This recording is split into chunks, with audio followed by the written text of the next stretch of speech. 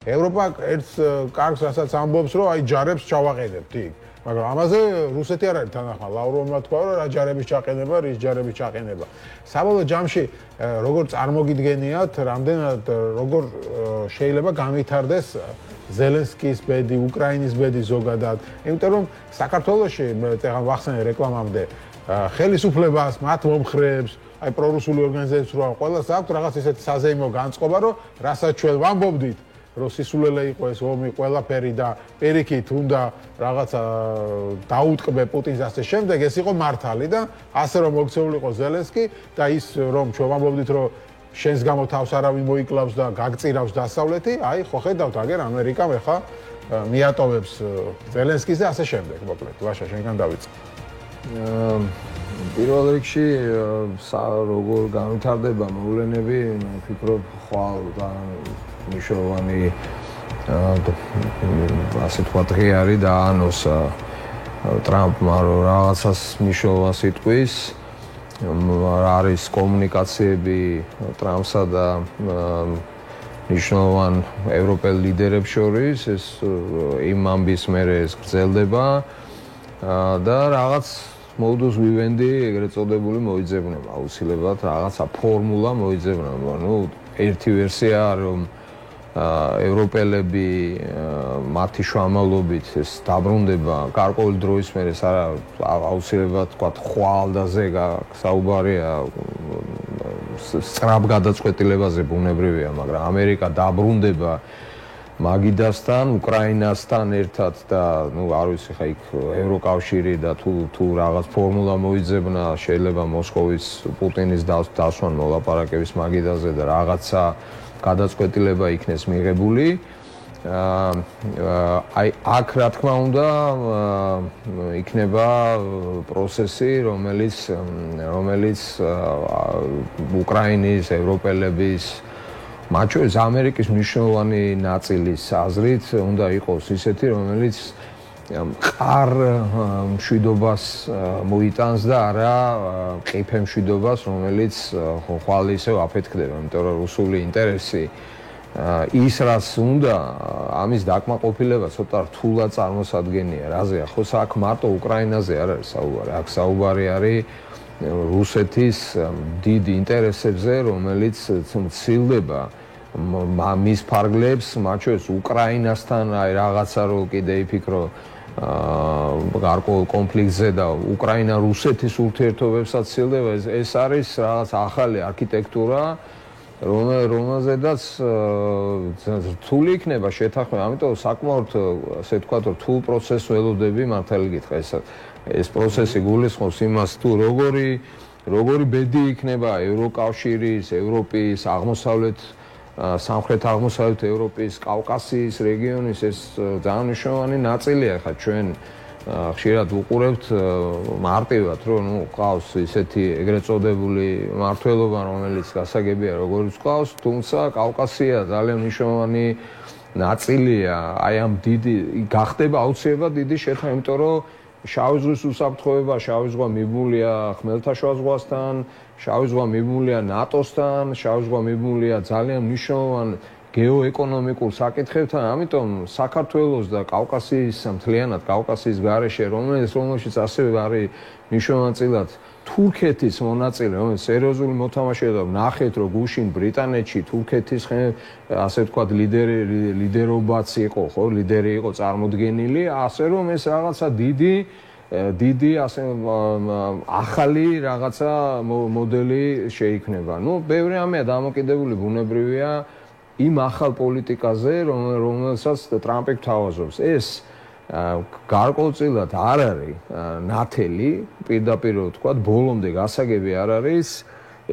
ისინი უფრო წავლენ მეტი იზოლაციონიზმისკენ, რამდენად გაემიჯნებიან აი იმ ფორმულას, როდესაც მარტო ამერიკა, ძირითადად ამერიკა იყო პასუხისმგებელი ევროპულ უსაფრთხოებაზე, რამდენად მოძებნიან საერთო ენას ჩინეთის წინააღმდეგ რუსეთთან ერთად, ესეც კითხვის ნიშნის ქვეშ არის, იმიტომ რომ ჩინეთი გრძელვადიან პერსპექტივაში თავისი კომუნისტური პარტიი და აბსოლუტურად სხვა ცივილიზაციური ინტერესებით, რა თქმა უნდა, პრობლემაა რა, მათ შორის ეს არ არის დასავლეთი.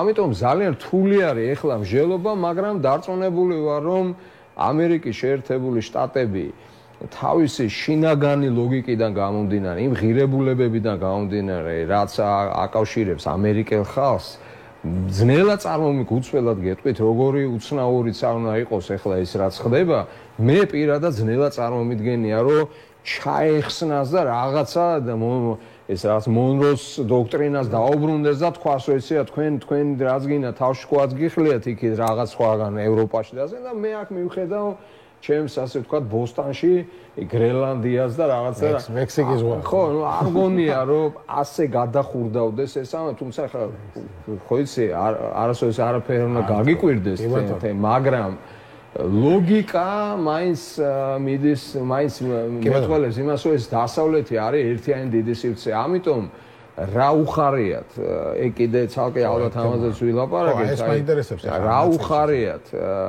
ჩვენს ანუ ისე ამბობენ, რომ გვიხარია, რომ ჩვენი პოლიტიკა აღმოჩნდა მართალი. ანუ რასაც ჩვენ 2022 წელს რომ გამოვედით და თქვით, რომ ჩვენ შორს ვართ, როგორც თქვა ღარიბაშვილმა შორს არის, არ გვაინტერესებს, ხო?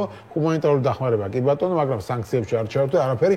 ანუ დავიჭირეთ ფრთხილი პოზიცია, იმიტომ რომ ვიცით, შალოპაპოშმა დაწერა ეს ომები როგორ იწყება, ანუ თვით 2008-ში როგორ დაიწყო, თითქოს ის იმაშობა რომ წაგახალისებენო და მე როგორ მიგატოვებენო, იმიტომ 2008 წლის მერეო ადგნენ და ისა წითელი ღილაკი მიუტანა ობამამ და გადატვირთვა დაიწყო. ანუ ასე იქნებოდა, ეხლაც ვიცოდითო, რომ აჩხუბებდნენ უკრაინას, უკრაინელები დაიღუპებოდნენ და მე რუსეთი და ამერიკა დაждდებოდა მოილაპარაკებდა. ამას ხშირად ამბობ, ხო, პრორუსები და ასე შემდეგ. ამიტომ არ არის საჭირო რაღაცა ამ სიტუაციაში ზედმეტი მის გამოჩენა.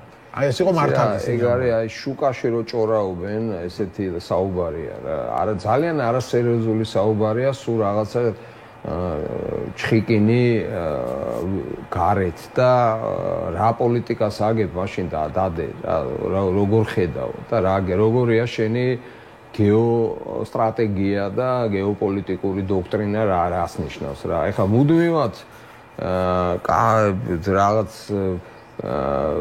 ქვისროლა ზელენსკის ბოსტანში და ბედნიერი ის რეპლიკები რომ აი ზელენს თურმე ვის უნდა მე ვიტყოდი სამარცხვინო რეპლიკები თურმე აი გამოჩნდა ომი ვის უნდა ომებია და მშვიდობა იცი რა აი ყველა პესკომმა თქვა რომ ევროპა მოქმედებსო ის რა ქვია ომის პარტია ევროპაში საზღვარი არ არის ნამუს რაღაცა ხო აქ რა ნამუზას სირცხვილს გააჩნია ხო ასეთი უსურცხვილობა ასეთი უნამუსობა როდესაც შენ ლაპარაკობ რომ თურმე ზელენსკის უნდა ომი და ეს არის მისი მოწოდება და თურმე არ უნდა გაჩერდეს რა და უკრაინელი ხალხი ხარს უჭერს და მთელი ეს გმინავს ეს უკრაინა ამაზე საერთოდ ესეთი კომენტარის გაკეთება როგორ შეიძლება ხო ვიღაცის პოსტი შეხვდა უცხოელი ერთ-ერთი პოლიტიკოსის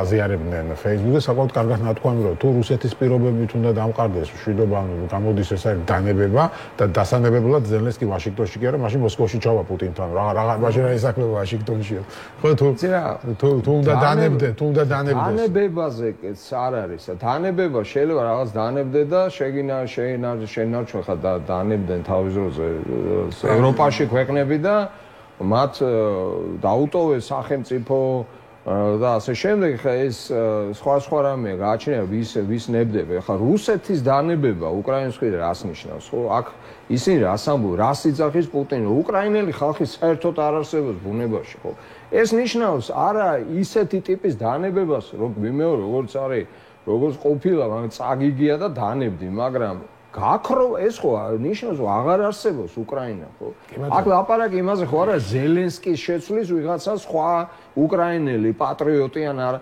ხო ვიღაცა აქ საუბარი რაზეა ხო უკრაინა საერთოდ რა იქნება ხო იქნება უკრაინა ან რუსეთი რა იქნება ოდესა რუსული ქალაქია იძახის კიევი ჩვენია იძახის უკრაინელები არიან რუსები იძახიან და აქ ლაპარაკი თუ ბრმა არ ხარ ხო პოლიტიკურად და ხო ამ შემთხვევაში ხო უნდა დაინახო რა უნდა რუსეთს რა ამას უნდა აღადგინოს რუსეთი პირდაპირ მნიშვნელობით თავისი ჭკუით ამ ტერიტორიაზე და დაანებდე რას ნიშნავს. ეგ უარი უნდა თქვა საკუთარ სახელმწიფოზე და საკუთარ ქვეყანაზე. შენ რას ფიქრობ? ანუ რამდენად მართალი იყო ოცნების პოლიტიკა ამ გადმოსახედიდან? საერთოდ სისულელია ჩემი აზრით ამაზე ლაპარაკი, რაც ნიშნავს მართალი იყო ოცნების პოლიტიკა. ორი ჭრილი შეიძლება შევაფასოთ ოცნების პოზიცია. ერთი არის მორალური ჭრილი და აი რადონის ნაგავი უნდა იყო, რომ უკრაინის წინააღმდეგ რუსეთს გულშემატკივრობდე. ან რუსეთის გამარჯვებას გულშემატკივრობდე უკრაინაზე, ან უკრაინის დამარცხებას. ანუ პრაგმატულზე არაფერს არ ვამბობ, ჯერ მორალური ჭრილი ავიღოთ. ხო? ანუ ამაზე მეტი არაადამიანობა ხო წარმოუდგენელია. ეხა პრაგმატული ჭრილი ავიღოთ. ანუ დაუშვათ და მე დარწმუნებული ვარ, რომ ასე არ მოხდება, მაგრამ დაუშვათ და უკრაინა დამარცხდა. და რუსეთმა და გაიმარჯვა. აი ამ კონტექსტში საქართველოს როგორც სახელმწიფო უკეთესად როგორ იქნება? უკეთესად იქნება დაცული. ყველა იქნება იმაზე არ ფიქრობ. უფრო მეტი საფრთხე არ დაემუქრება ქართულ სახელმწიფოს. ხო? ანუ ეს ჩვენთვის მოიწვიეს რუსეთს. ხო, შენ გიხარია, რა გამოდის, რომ უკრაინის დამარცხებით შენ გიხარია, რომ საქართველოს უფრო მარტივად დამარცხდება. საქართველოს უარეს მდგომარეობაში აღმოჩნდება და ეს გიხარია. და მე შეიძლება კითხვა ასე დავსვათ. კი, მაგრამ ეს თუ ასე ცხადია, მაშინ რა გიხარია? ანუ უხარია ის, რომ მისი ძალაუფლების შენარჩუნება შეიძლება გამარტივდეს აი ამ კონტექსტში და ეგ უხარია. ანუ უყურე ამ არალეგიტიმურ ხელისუფლებას მხოლოდ ერთადერთი საფიქრალი აქვს, რომ მან გადაირჩინოს საკუთარი ძალაუფლება და აი ამ კონტექსტიდან რუსეთის გამარჯვება და უკრაინის დამარცხება შეიძლება მისთვის მომგებიანი იყოს. დანარჩენი სხვა რანაირადაც არ უნდა შეხედო ამ ყველაფერს საქართველოს ეროვნული ინტერესებიდან, მორალური პრიზმიდან, რა ვიცი, დემოკრატიული და ცივილიზებული სამყაროს პრიზმიდან. ანუ ამას არანაირი გამართლება არ აქვს. აი რაზე ვლაპარაკობთ. ეხა მოდი თქვათ ვისაუბროთ იმაზე, აი მაგალითად ჩვენ ეხა პირდაპირ ხედავთ, რომ ახალი ძლიერი ევროპა იბადება და დიდი ალბათობით შემდეგი წლების განმავლობაში ჩვენ ვიხილავთ, რომ ევროპა დაიწყებს საკუთარ უსაფრთხოებაზე პასუხისმგებლობის უფრო მეტად აღებას და ხვალ ევროპული ერთიანობა მათ შორის სამხედრო თვალსაზრისით იქნება უფრო ძლიერი, ვიდრე მაგალითად იყო გულში. აქ მთავარია შენ სადა ხარ, როგორც სახელმწიფო საქართველო. შენ ხარ აი ამ ევროპული ახალი უსაფრთხოების ნაწილი თუ არ ხარ? და რა შემთხვევაში ხდები? ანუ უკრაინის გამარჯვების შემთხვევაში ხდები? აი ამ რაღაცის ნაწილი თუ უკრაინის დამარცხების შემთხვევაში? ხო? ანუ აქ მე მგონი ყველაფერი მარტივია. სამწუხაროა, რომ დღეს საქართველოს მართავს არალეგიტიმური ხელისუფლება და საქართველოს წართმეული აქვს როგორც სახელმწიფოს იმის შესაძლებლობა, რომ აი ამ ჩანასახის პროცესში მყოფი ახალი ევროპული არქიტექტურის ნაწილი ვერ ხდება. და ეს არის საქართველოს ეროვნული ინტერესების წინააღმდეგ ძალიან სერიოზულად გადასული დიდი ნაბიჯი. ამორიცხულია რუსეთმა დათმოს თავისი ყოფილი იმპერიის ტერიტორიები იმ გაგებით, რომ თქვათ ან ნატოში, ან ევროკავშირში, ევროპის ნაწილად აქციოს, ხო ხა თვითონ იმპერიას არ აღადგენს, მაგრამ არც იმათ არ დაგვითმობს.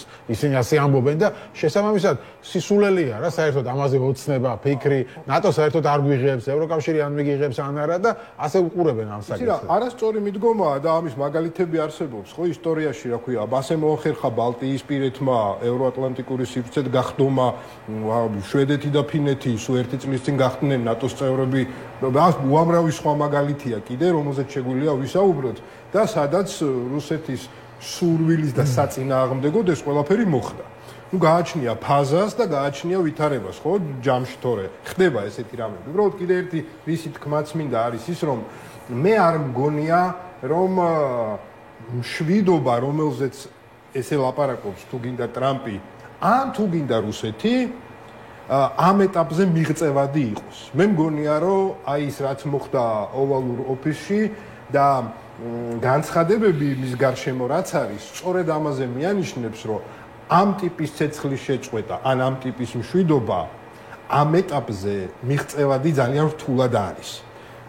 აი სხვადასხვა რუბიოს კანტიკუნტად გამოსვლები, სადაც ის ამბობს, რომ ანუ ჩვენ ჯერ მხოლოდ ნიადაგს სინჯავთ. ჯერ მხოლოდ ვცდილობთ, რომ პუტინი მოვიყვანოთ მოლაპარაკების მაგიდასთან. ეხლა იგივე ევროპელი ლიდერების განცხადება, რომ მოდი რაღაც სატესტო რეჟიმში არა მთლიანი ცეცხლის შეწყვეტა, არამედ რაღაც სეგმენტური, არა მარტო ერთთვიანი არის. აქ ლაპარაკია, რომ ომი გრძელდება მიწაზე. ჰაერში არის. ხო, on ჰაერში და ზღვაში აღარ ომობენ. ხო, ანუ ქალაქებს არ დაბომბა. ხო, აი ასეთი რაღაც ექსპერიმენტული მიდგომები. რატო არის ეს ფრთხილი ინტენსივობა შემცირდეს? რატო არის ფრთხილი მიდგომები? იმიტომ რომ დაინახონ, რომ ანუ რა მზაობა არსებობს ამ ტიპის ცეცხლის შეწყვეტისთვის. იმიტომ რომ ანუ ომი ვერ გაჩერდება იმ პირობებით, რასაც რუსეთი ითხოვს. და ლავროვმა გადმოალაგა, რასაც ითხოვს. ლავროვი ამბობს, ანუ რას, რომ ჩვენი პირობებია შემდგომ. აი 4 დღის წინ თუ 5 დღის წინ ილაპარაკა ამას. პირველი არის უკრაინის დემილიტარიზაცია სრული. ეს ნიშნავს, რა იარაღით შეიძინა უკრაინა, ყველაფერი და ჩამოართვა. უკრაინას აღარ უნდა ყავდეს ჯარი. პირველი ამბავი. მეორე ამბავი არის, რომ უკრაინამ უკრაინამ უარი უნდა თქვას ნატოს წევრობას. მესამე არის, რომ რუსეთი რაც რა მიწებიც გამოაცხადა რუსეთის ნაწილად, რომელიც ჯერ არ დაუყრია ბოლომდე. ჯერ რომელიც ბოლომდე კონტროლის ქვეშ არ არის, მისდა რაღაც 50% თუ 60% ბევრ ლუგანსკის გარდა ყველგან ნახევარიც არ არის მათ კონტროლის ქვეშ. ის მთლიანად უნდა მოექცეს მათ კონტროლის ქვეშ და მეოთხე არის, რომ ზელენსკის მთავრობა უნდა წავიდეს. ეხლა, აი როგორ წარმოგიდგენიათ, აი ამ 4 პირობის მდგომარეობაში მშვიდობის მიღწევა. წარმოუდგენელია, ხო? შესაბამისად, ეხლა რუსეთი ამბობს, რომ მე უკან არ დავიხევ. არ არის რუსეთი ისეთ მძიმე მდგომარეობაში, რომ იძულებული იყოს, რომ ომი გააჩეროს, ანუ მას ომის გაგრძელების რესურსი აქვს. შესაბამისად, მე ვერ ხვდები რუსეთი უკან რატოღარ დაიხევს. აღარ დაიხევს, ხო? ეხლა უკრაინას შევხედოთ. ამ პირობებზე გამორიცხულია, რომ უკრაინა დათანხმდეს. უკრაინასაც აქვს ომის გაგრძელების რესურსი. იმ შემთხვევაშიც კი, თუ ამერიკა შეამცირებს ანგნებავთ შეწყვეტს დახმარებას, გააქტიურებული ევროპის მდგომარეობაში და ნარჩენების მდგომარეობაში, რაღაც პერიოდის განმავლობაში უკრაინას აქვს რესურსი, რომ გააგრძელოს. თან ამის გამოცდილებაც აქვს. არ დაგვაუწყდეს, რომ რაღაც პერიოდი 6 თვის განმავლობაში ამერიკული დახმარება იყო გაჩერებული. კი ბატონო. ხო, ვერ იღებდა ვერაფერს, მაგრამ ამას ომი არ გაუჩერებია. შესაბამისად უკრაინასაც აქვს რესურსი, რომ არ დათანხმდეს კაბალურ პირობებს და არც რუსეთი არ არის იმ მდგომარეობაში, რომ რატომღაც უკან დაიხიოს. ამიტომ არ გამოვიდა, ეხლა გამოვიდა, რომ თითქოს ზელენსკი შლის ლაპარაკს და ჯობია რუსეთმა ჩაშალოს თუ აქამდე მივა საქმე. არა, გაგრძელდება, აი გამოჩნდება. ხო, იმედი მაქვს, მადლობა დიდი. გიორგი რუხაძე და ვაშა ტოღუში იყვნენ ჩვენ